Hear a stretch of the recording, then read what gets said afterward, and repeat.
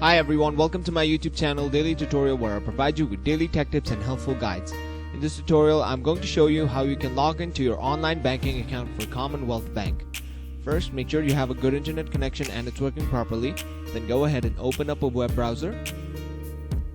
On the search bar, type in CommBank.com.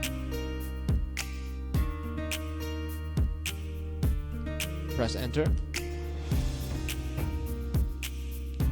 Now here on the top right corner, you can see an option that says log on. Click on it. Click on the NetBank log on.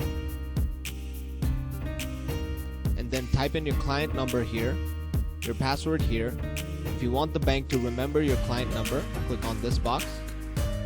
And then lastly, click on login. Once you click on login, you should be successfully logged into your online banking account for Commonwealth Bank.